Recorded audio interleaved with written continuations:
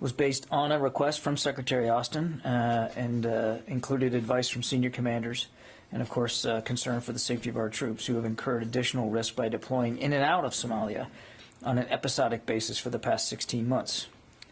We're evaluating the appropriate timing and the next steps for implementation of this order. So we're just going to have to give us a little time, and we're working our way through exactly what this is all going to look like. I don't have any additional details for you right now. I want to remind that those forces, as they have been, will continue to be used in training, advising, and equipping partner forces to give them the tools that they need to disrupt, degrade, and monitor al-Shabaab. Our forces are not now, nor will they be, directly engaged in combat operations. The purpose here is to enable a more effective fight against al-Shabaab by local forces, and al-Shabaab has increased in their strength and poses a heightened threat. So again, this is a repositioning of forces that are already in theater, who have traveled in and out of Somalia now on an episodic basis since January of 2021. Our view was, the Secretary's view was that that episodic engagement model was inefficient and increasingly unsustainable. Forces also lost time on target and critical situational awareness needed to detect and disrupt an enemy attack. By time on target, I mean time on station. I'm not suggesting that there was something about direct combat relations or combat operations there. Shifting to a persistent presence will not change the mission, and it will not imply substantial changes in resources. We're working now to evaluate local conditions, including those following the Somali presidential election yesterday, and we're engaging partners in the region, including the Somali government, to determine the best way forward. That is as far as we're going to be able to go on that one today. Also, on Tuesday, after a 2-year hiatus due to the COVID-19 pandemic, the Association of the U.S. Army and the U.S. Army Pacific Command will convene their 3-day Land PAC Symposium and Exposition in downtown Waikiki. Land PAC is the premier land forces symposium and exposition in the Indo-Pacific region, bringing together government, academia, industry, and many of our allies and partners. Over 25 countries are expected to participate in person this year. It will run from the 17th to the 19th, and many of the panels and press conferences will be live streamed on Divots. And I'm told that you guys should already have in your email inboxes the feature link page for Divots, so you can access that. Okay, we'll go to questions. Ben from AP. I know you said you didn't want to have the details, any further details on Somalia, but can you tell us what components will be made up of that and what branches? Yeah, it's not that I didn't want to have the details. I'm not going to be able to provide additional details in terms of what that's going to look like. I'd refer you to AFRICOM to speak to that, but I doubt seriously that they're going to get into actual unit designations, Ben. Okay. Yep, Jen. John, can you discuss what the security guarantees you plan to give to Sweden and Finland while they apply to NATO, given that it could be an 8-month to a year-long process? What are the bilateral sort of security guarantees you're willing to? So I think that's farther afield of where we are right now, Jen. They haven't even made a formal application to NATO. So there's a multi-step process here going from application to accession. And I don't want to get ahead of where we are. What I said last week applies today. These are two countries with modern militaries. They're two countries that we have operated and exercised with. We know them, they know us. From just a bilateral U.S. relationship perspective, there's a level of comfort there, and we're confident that should there be capabilities or support that either nation might need in the interim between application and accession, that we'd be able to work something out with them, but I don't want to get ahead of where we are right now.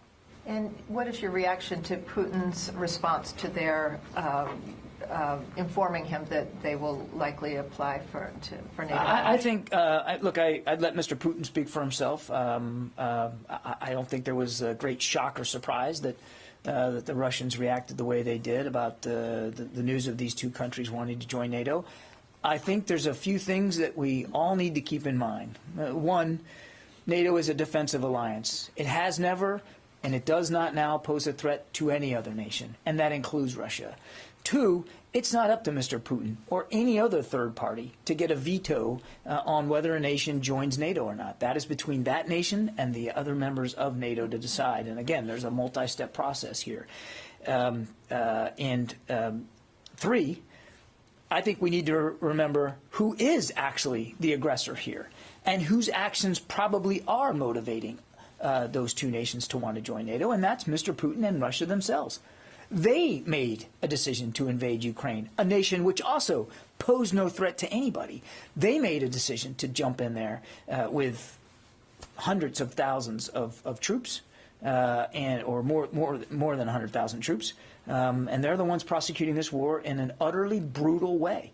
And all of that can stop right now if Mr. Putin made the right decision. Yeah, Abraham. Yeah. Thanks a lot, John. Two questions. About the Somalia announcement. A lot has been said about there's same level of resources, no change there, but it just seems... Yes, that's how I put it.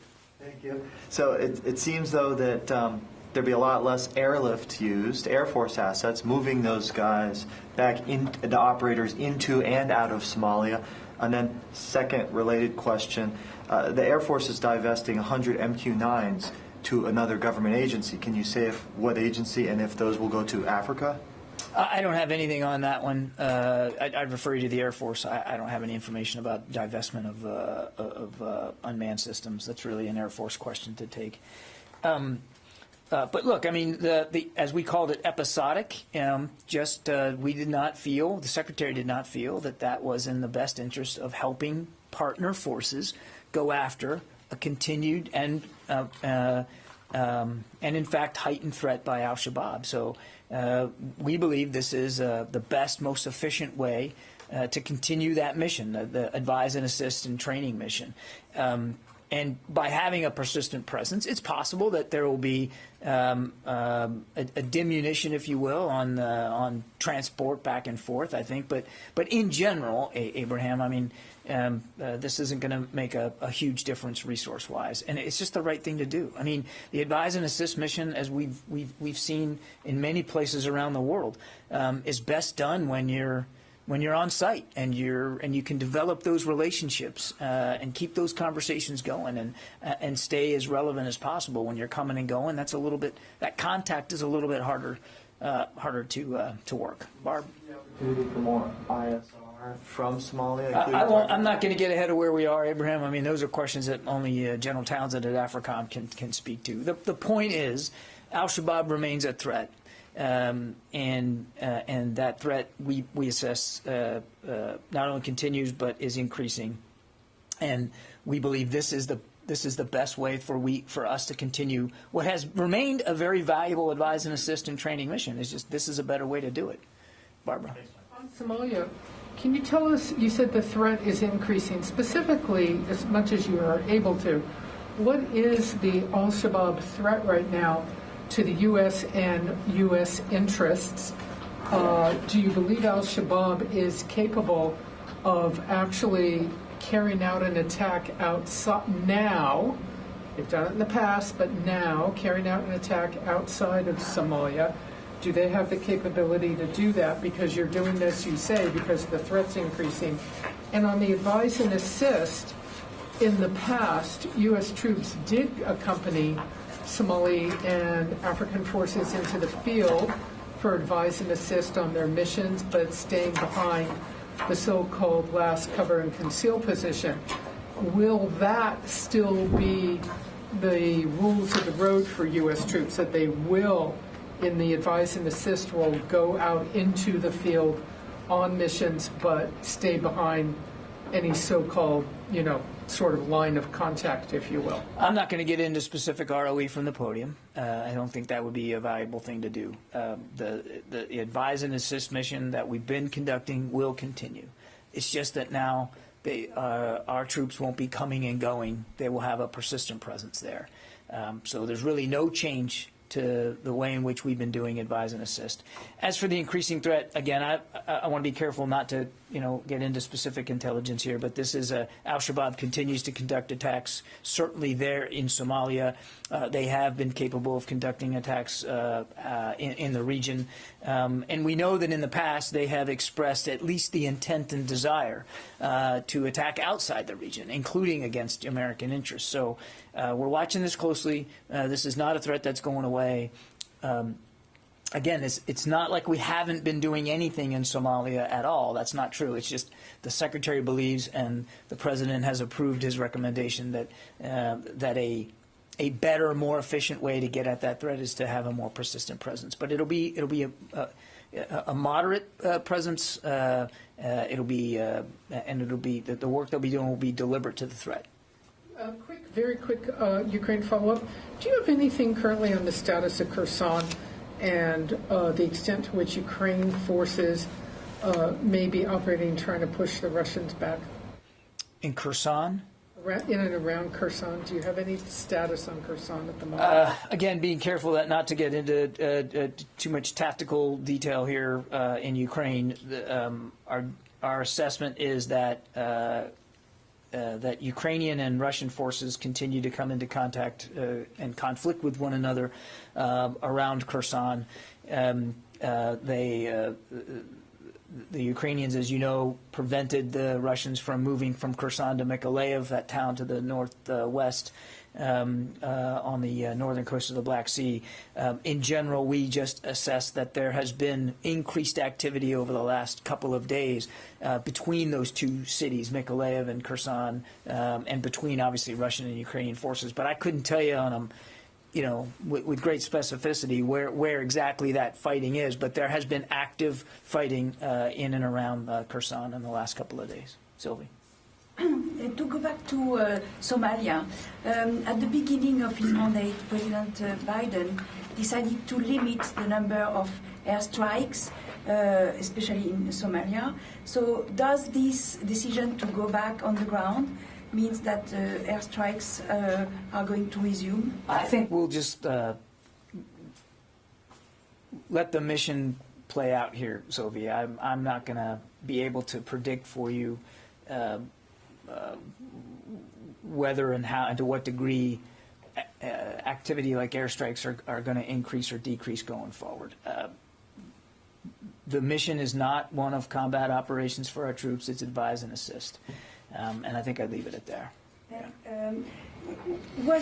Why now? Was there a specific incident that caused Secretary Austin to ask for a change? No. I mean, this is something, this is an outgrowth over many months of talking to General Townsend at AFRICOM and getting his fingertip feel for what's going on. It's been a result of watching the al-Shabaab threat as they have continued to pose that threat in Somalia and in the region. And again, this was an outgrowth of a very deliberate, mature, reasonable policy process here at the Pentagon to come up with a recommendation, again, based on the advice and counsel of General Townsend as well as the chairman, General Milley, about what the best way forward for this advise and assist mission. And again, we believe it's the right thing to do to be there in a more persistent way. But again, the mission is not changing. Moshe. Quick one on Ukraine. On Kharkiv, a senior defense official earlier said that the Ukrainian military has been able to gain ground, pushing the Russian forces closer to the Russian border within 3 to 4 kilometers. I was wondering if you could provide any more detail. Specifically, have Russian forces been pushed back across the border? I don't have more detail than basically that. We do assess that to the north of Kharkiv, the Ukrainians have been able to push Russian forces back. They are regaining ground and territory that the Russians had occupied north of the city. I couldn't tell you with great granularity exactly how far, or whether some of those forces have been actually pushed over the border and some are not. And I also would caution that it's possible that there may still be Russian forces that are still closer to the city in other areas. So generally do agree with the assessment that they have been able to regain territory north of the town. We've also seen them regain territory east of Kharkiv. It's not really fair to call it a town. It's a big city. But I can't get much more specific than that, unfortunately. Yeah, Joe. Thanks, John. 2 questions. First, you had alluded to a risk to troops in Somalia from this rotational model, and I was wondering if you could say more about what kind of force protection risk there was. Well, without getting into the specifics of force protection and what we do to put that in place, I mean, the constant coming and going, I mean, that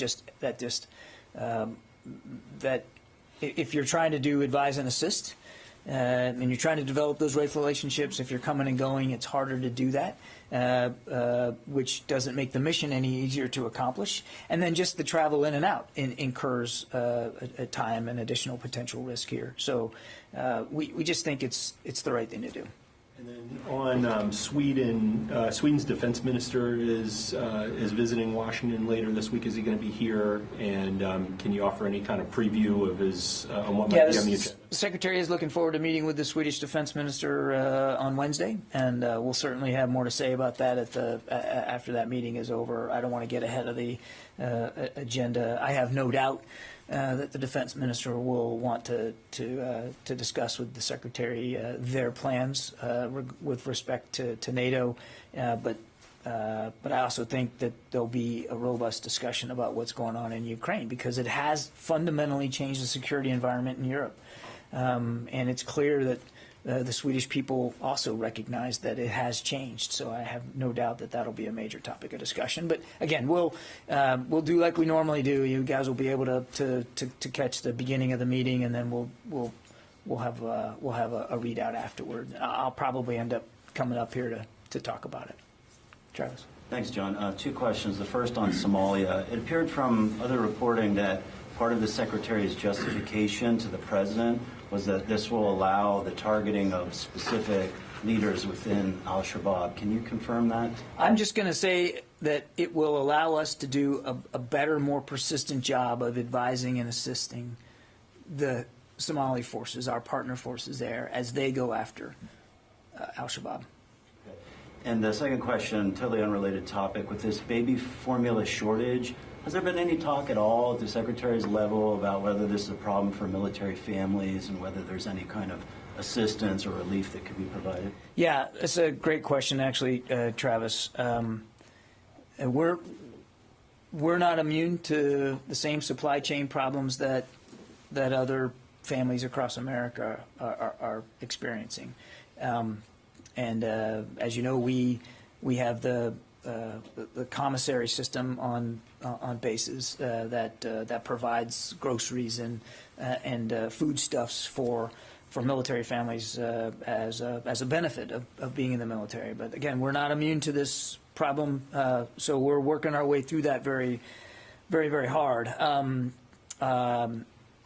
So the Defense Commissary Agency, otherwise known as DECA, because we have to have an acronym for everything, DECA is monitoring the current market situation impacting the supply of baby formula. Our assessment right now is that both overseas and remote commissaries are currently at an adequate level of supplies for baby formula. The Defense Commissary Agency is working to ensure that all orders for overseas and remote stores receive baby formula shipments. They're working daily with distributors to address any product disruptions. Current stock levels of available baby formula here in the continental United States is at 50% at our commissaries throughout the states. And overseas it stands at 70%. And as I said, the DECA is doing everything that it can to get the products they need onto store shelves, and that includes, again, overseas commissaries. So we're not immune. The Defense Commissary Agency is already ahead of that problem and doing everything they can to keep things on the shelf as best they can. Sure. So those percentages would be a percentage of the amount that you would typically normally expect. have, yeah. So it's 70% of what we would normally keep overseas we've got on the shelves, and then 50% here at home. Yeah. Can I follow up on that real quick? But do you have, is that 50% a problem for military families? Do you have any indications or reports yet at any bases in the United States that families cannot get the supply they need because only 50% is available? And are you able to replenish and maintain that 50% at least? We're working on this very, very hard, Barbara. I know of no indications. That's not to say that I can't speak for every military family at every base. And what every commissary has on any given hour on their shelves. But we did check with the Defense Commissary Agency, and right now, today, they assess that throughout the United States, there's a 50%, what they normally would have. They've got 50% of what they normally would have on store shelves, and 70% overseas. But I couldn't speak to every individual commissary or every individual military family. What we can say is that we aren't immune to the same supply chain problems that the rest of the country's facing, number one. Number two, we obviously take it very, very seriously, our responsibility to make sure that the kinds of things our families need to take care of themselves, to feed their children, we take that very seriously too, and we're working very, very hard at that. And the Defense Commissary Agency, as you would expect them to do, are monitoring this situation as closely as they can, and particularly for overseas, they're working closely with distributors to make sure we can keep those stocks up. Because overseas, it's always not as easy for our military families to get foodstuffs in some overseas, and particularly remote commissaries. Yeah, in the back there. Thank you, sir. Yesterday, a video was released from Mariupol of what seemed like burning munitions falling over the steel plant. And a British military expert says that it could be white phosphorus. Is there any word from the Pentagon about that? Any confirmation? Can't confirm that. Yeah. Let me go back to the phones here. Matt Saylor from ABC. Hi, John. Thank you. On unidentified aerial phenomena with Ronald Moultrie and Scott Bray on the Hill tomorrow to discuss recent DoD findings. I just wanted to see if you could give any preview of what we might expect out of that. And also, if you could say, when is the last time that Secretary Austin was briefed on the ongoing UAP research by DoD? I'll have to take the question on the last time he might have gotten a brief. I'm not tracking that, Matt. Look, as I said last week, we look forward to getting a chance to testify to Congress about the work that we're doing to get a better handle on the process itself. I'm not going to get ahead of a hearing that hasn't happened yet, but I know Mr. Moultrie's looking forward to walking members of Congress through how we're going to organize around this effort. And that's really what this is about. It's about organizing around the effort so that there's a common collection process for how these reports get brought into the system, how they get analyzed, how they get investigated, and then how they get adjudicated. That's what we really got to get our arms around. And I think Undersecretary Moultrie is looking forward to that. Jeff Selden. John, thanks very much for doing this. A few on Somalia. General Townsend has been talking about the downside with what he called commuting to work in Somalia since at least April 2021. He noted in June 2021, at that point, al-Shabaab was threatening Somalia, the region, and potentially the U.S. homeland itself. So what finally convinced everyone about a year later that the tipping point had been reached, and now was the time to finally send the troops back to Somalia? Second question on Somalia, what impact will the presence of U.S. forces have on other regional forces that are there, like the forces from the AU, some of which have been leaving? Were there any conversations with them prior to this decision being made? Thank you. I'll let AFRICOM speak to whatever conversations they might have had with the partners in the region. But look, as I mentioned to Sylvie, this isn't about a tipping point. I mean, this was something that we took very seriously through a deliberate policymaking process. This was a decision. The decision to remove the persistent presence was done by the previous administration. This administration came in, wanted to revisit that. We did through a very deliberate policymaking process. It's not as if advise and assist missions weren't happening. They were. We were absolutely continuing to work with our partner forces on the ground to go after al-Shabaab. But you're absolutely right. General Townsend made clear that his view was that it was better to have a persistent presence. His recommendations and those of other senior military leaders were factored into this process, and we are where we are. I wouldn't point to a specific date on the calendar or a specific event and saying, well, that's it. That is what convinced us. What convinced us was having a reasonable, mature, deliberate policymaking decision process to get to this decision. And again, the Secretary made the recommendation and the President authorized it, and we're looking forward to moving forward now. And there's some additional spade work that needs to be done to change from where we are now, episodic events, an episodic presence to a persistent presence. Laura Seligman, Politico.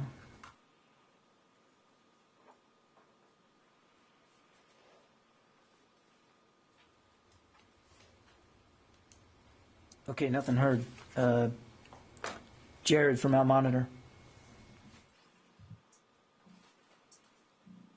John, I think Laura is audible to us. If she wants to go ahead. Hey, can you hear me? I got you. Hey, sorry about that. Just two quick questions. One on Somalia. Is there an end date that you can tell us for this deployment, or is it open-ended? It's not a deployment, Laura. This is a change in the posture. It's about putting troops back into Somalia on a persistent basis, and so it's not a deployment with an end date. Now, forces will come and go as they do with other COCOMs. They'll come and go to support the requirement, but the requirement now is for a persistent presence. But that doesn't mean that whatever unit is going to be the first one to have that persistent will always be there for time immemorial. I mean, they'll come and go as we routinely rotate forces in and out of different combatant commands. I guess what I mean is there an end date for troops to leave, U.S. troops to leave Somalia? Or like I said, is this an open-ended presence that we're going to be having? Recommendation that we move to a persistent presence in Somalia, and I think that's where we are.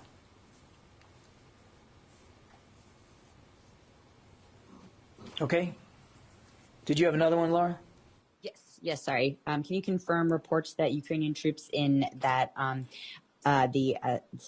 Azovstal plant have surrendered? I have not seen reports on that. No, I'm afraid not. Can't confirm that. Go ahead, Jared. Hi, John. Just wondered if you could tell us a little more about this trip, Vice President Harris, Secretary Blinken, and Secretary Austin to the UAE. Was this a diplomatic formality, or were there any new initiatives discussed in the UAE-U.S. partnership during this visit? The primary purpose of the trip was to pay our respects to the president who just passed away. That was the goal. There were obviously